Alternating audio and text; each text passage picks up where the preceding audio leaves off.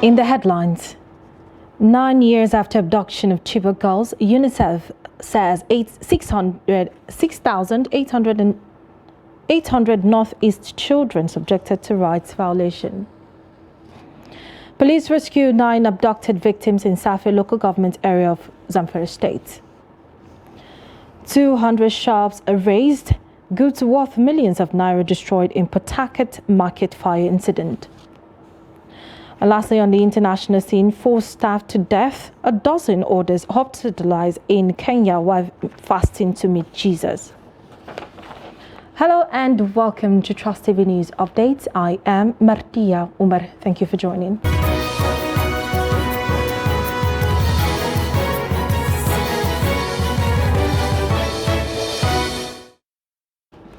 And now the news in detail.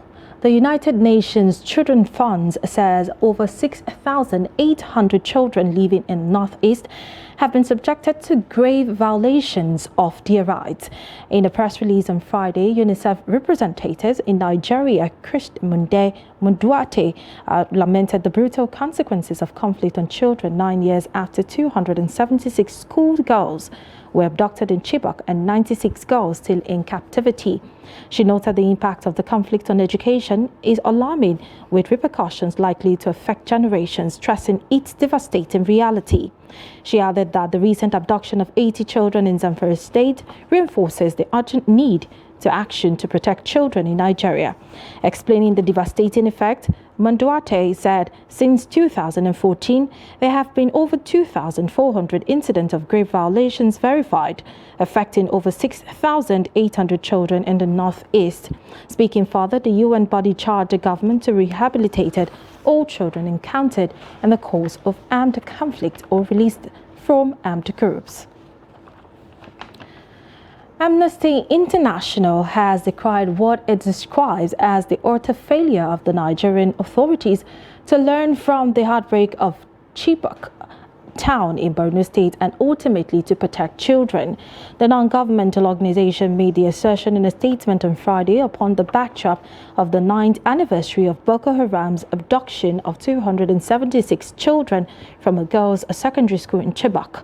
At least 98 girls are reportedly still being held by Boko Haram, and a slew of abductions have taken place since.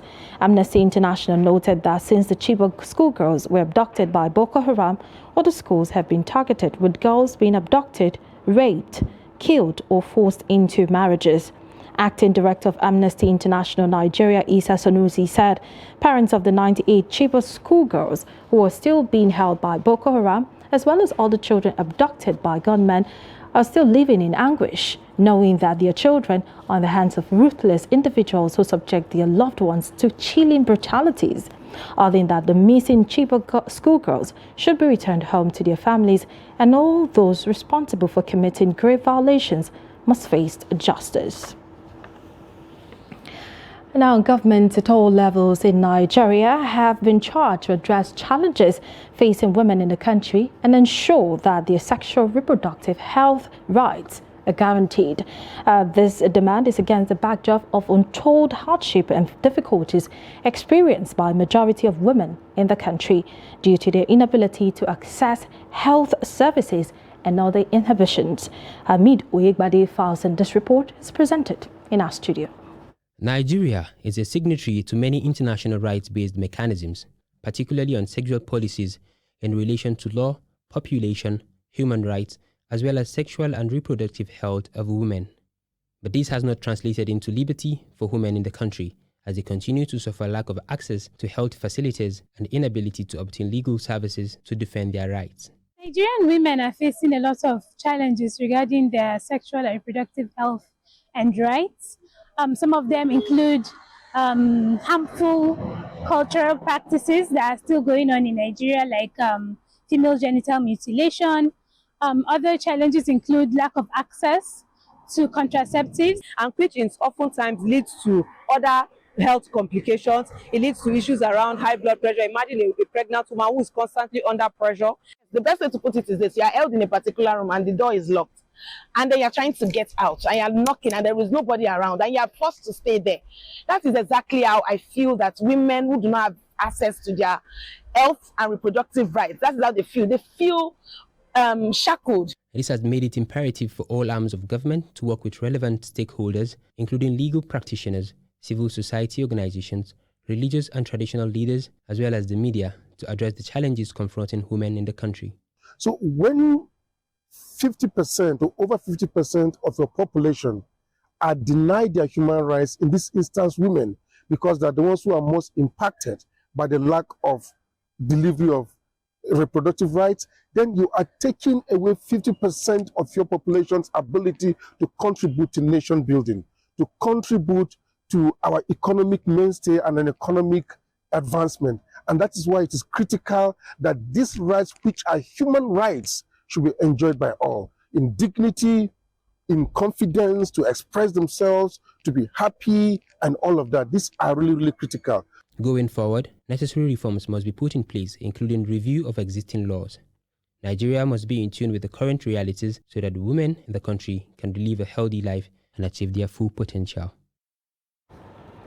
Police in Zamfara State say they have rescued 9 abducted victims who were abducted by Kachari village in Safi local government area of the state. A statement by the command's public relations officer CSP Muhammad Shehu on Thursday said police tactical operatives have successfully rescued 9 hostages comprising of 7 females and 2 males who were abducted on 11th April 2023. He said the rescue of the victims was sequel to a credible information obtained from a Good Samaritan, which the police used and successfully rescued the victims unhurt. According to the police, the victims have undergone medical check at its clinic facility in Gusau, where debriefed by the police detectives and thereafter reunited with their families. The Commissioner of Police CP Kolo Yusuf congratulates the victims for regaining their freedom and reassures the general public of sustained onslaught against the activities of terrorists and other criminal elements in the state. And still on security, barely days to 29th May, inauguration of the incoming administration, Katsina residents want the federal government and the state governments as well to face insecurity head-on. Civil society organizations, women and other vulnerable groups in Katsina State are counting days to the end of incessant terrorist attacks that have devastated the socio-economic fabric of the society. Abdullahi Yamadi has details of this report. The outgoing administrations of President Muhammadu Buhari and Governor Aminu Masari say they have done more than enough to end the incessant attacks, killings, kidnapping for ransom, and animals rustling.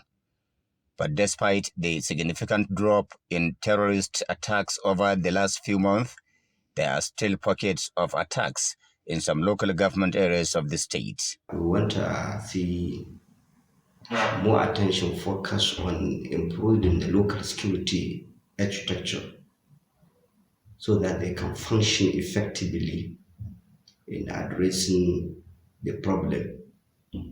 The government should also ensure that there is a very good synergy between the local security architecture, especially the vigilante group, and the other security agencies like the police, army, civil defense, and the rest, so that they can work together. This Katsina resident wants the incoming government of Dikorada to focus on addressing the main drivers of terrorism, such as poverty and drugs abuse. We are hoping to see policies, programs that will address the issue of women, children, and the aged people. Other respondents expect nothing short of an all-inclusive administration by the incoming governor, which will include people with special needs and other minority groups. They are confident that Dikorada, who has a vast experience in administration and governance, will put together relevant people to assist him in running the affairs of Katsina State. We have this expectation that he is going to have another inclusive government where Katsina State indigenous will be part and parcel of the administration.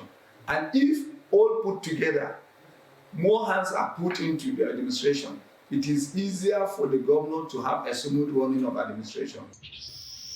We have Office of SSA disabled to the Governor for Disabled Matters by former Governor Masari, and currently we are seeking, we hope this new governor will take over and continue from where the governor stopped. They also want the incoming governor to prioritize agriculture, health, education, small and medium enterprises, as well as local government autonomy in his first 100 days in office. Observers are optimistic that the Dikko administration will try to replicate the infrastructure and human capital development witnessed during the administrations of Umaru Yar'Adua and Ibrahim Shema. Abdullahi Ismayamadi, Trust Television News, Katsina. In politics, the Kano State Governor-elect Abba Yusuf has issued a public advisory on alleged use of public funds to finance the Saturday 15 supplementary elections in the state. This is contained in a statement issued on Friday in Kano by Chief Press Secretary to the Governor-elect Sanusi Dawai Kentofa.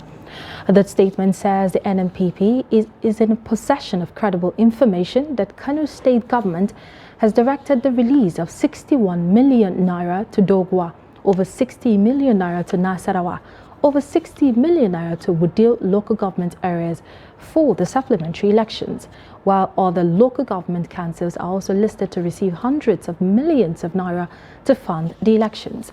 The statement said that the money was released solely for sponsoring political thugs to unleash violence on innocent citizens and residents during the supplementary elections in the state. It warned that anybody found wanting on the scandal will face the necessary action at the most appropriate time. In a very disturbing development, a fire has razed down properties worth millions of naira in Ojota Market, Mile 2, Diobu, Port Harcourt City, local government area of River State. The fire, which started almost around 10 p.m. on Thursday night, razed down over 200 shops. The chairman of the market, Arinzi Akapwe, who spoke about the incident, said he had to call people around the market to help put out the fire after he was alerted by a security officer in the market. Akupwe said he went to the state fire service for assistance but was referred to the federal fire service. He said 80% of the market had already burnt down before the federal fire service arrived at the scene. The market chairman also noted that the firemen were attacked by hoodlums to pave way for them to loot the remaining goods in the market. He said it took the intervention of Azikiwe Divisional Police Headquarters to rescue the personnel of fire service. When contacted, the commander of Federal Fire Service in Rivers State, Abdullahi Alfa, confirmed the attack on his men and their truck, describing it as unfortunate. The Federal Road Safety Corps, FRSC, on Friday said no fewer than 24 deaths were recorded in 166 road accidents in Gombe State between January and March. The Gombe Sector Commander, FRSC Felix Thiemann, said this is an interview in Lahiawo, Akko local government area of the state. He said 518 people were involved in the crashes, out of which 354 sustained various degrees of injuries, while 140 were unhurt. The man said that the accidents were largely due to wrongful overtaking, failure to obey speed limit, overloading, use of phone while driving, and underage driving. According to him, motorcycles and tricycles were major contributors to the crashes within the period under review, with 128 of them involved in accidents recorded. The sector commander appealed to motorists to be mindful of their speed and ensure strict adherence to traffic rules and regulations. And now to Lagos State, where the Lagos State government has stopped further work on the 7-story building under construction which collapsed on Wednesday in highbrow Banana Island. The 25 construction workers who were trapped in the building have been rescued and 16 of them who were injured taken to the hospital for treatment. To facilitate the rescue operation, Governor Babajide Sanwo-Olu on Thursday stopped all building construction processes in the island to give room for a comprehensive audit by the officials of the Lagos State Building Control Agency.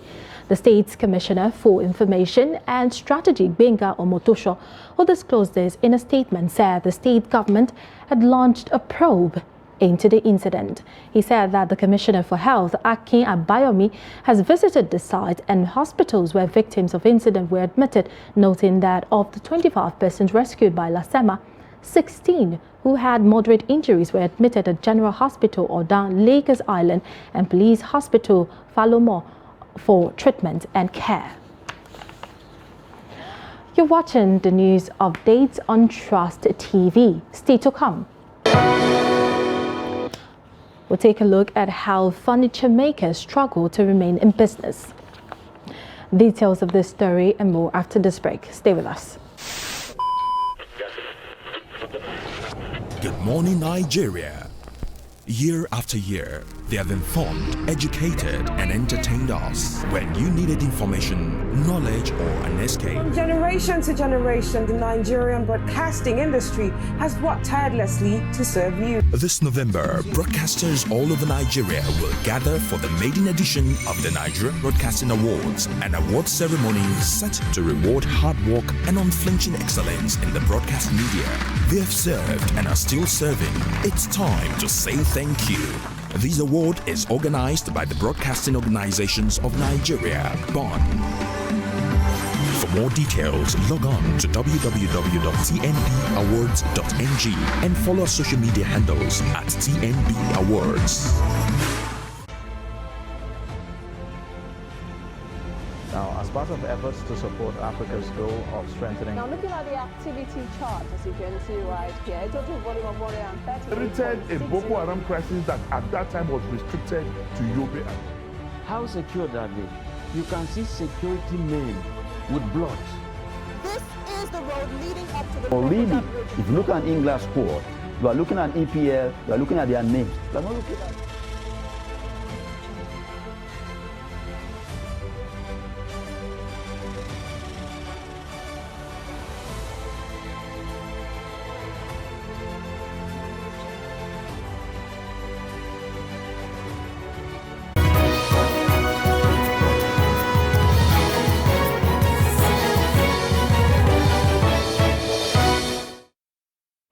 Welcome back. This is the news updates on Trust TV. A reminder of our top stories. We told you earlier that 9 years after abduction of Chibok girls, United Nations Children's Fund says 6,800 Northeast children subjected to rights violation. And the police rescue 9 abducted victims in Safi local government area of Zamfara State. And now moving on to other stories. The Nigerian Security and Civil Defense Corps, Kano State Command, says it has arrested no fewer than 93 suspects for various crimes in the state between January and March. The NSCDC State Commandant Adamu Salihu disclosed this in an interview in Kano on Friday. Salihu said the suspects were arrested for theft, vandalism and criminal breach of trust, among others.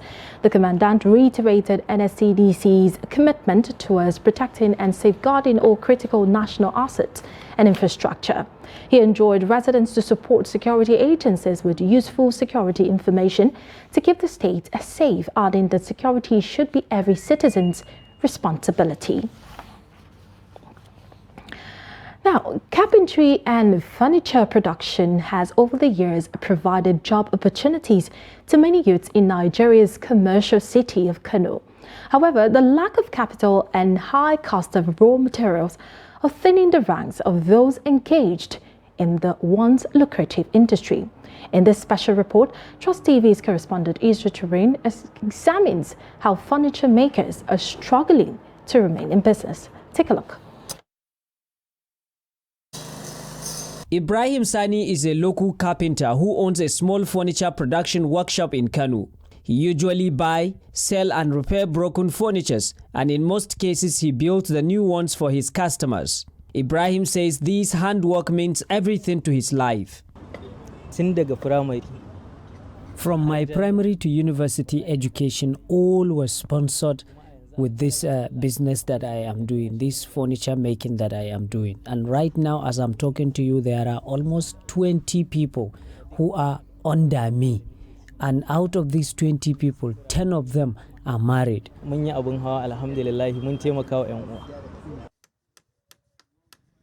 With over 20 young men under his command, Ibrahim is able to keep body and soul together, including teaching these young men how to become professional carpenters and furniture makers.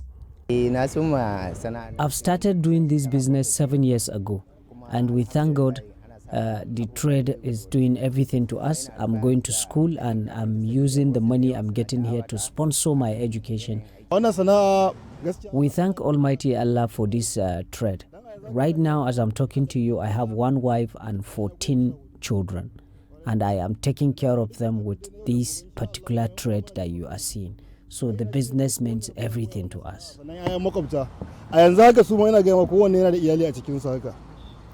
Unfortunately, the business seems to be in crisis these days, courtesy of largely the lack of capital for these young men to sustain the trade.